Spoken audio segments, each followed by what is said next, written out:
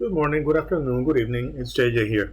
I just want to teach you a little trick that I do whenever I have to learn how to use a computer program or a website through a YouTube video.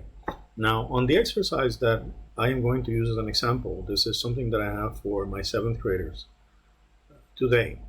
There's a video embedded on the Canvas page, and if you launch it here, you end up with a small screen that's not too comfortable. So the first thing you want to do is click on the Watch on YouTube option, and that way you expand the size.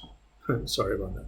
You expand the size, but then you're left with a problem because the software that you may want to learn, in this case it's Tinkercad, it's a really cool design program that I want the kids to learn, is in one tab of your browser, and the lesson is on a different video.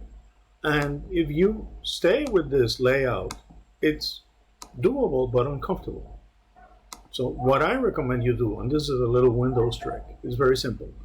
Step one is you separate the windows. You grab the tab that you want to move, could be either one of them, and you split it up, and therefore you remove it from the browser. So you are going to end up, in this case, with 2 browser windows. And again, this would be a little bit of an improvement because you have one on the other, but one of them is kind of getting in the way.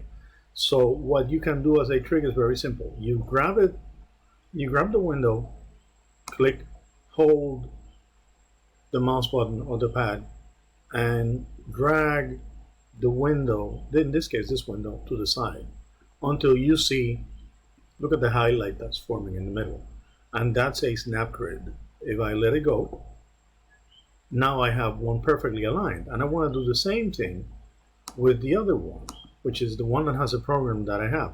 And if I click on it, it automatically falls in place. If it doesn't, same trick, you move it to the side until you see the highlight, and you release and you have it there.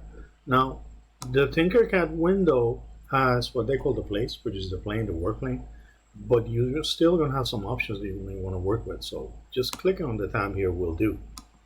And now I have 2 windows that are side by side, and I can hit play on one side, and whenever I need to rewind or move fast forward, I can do it.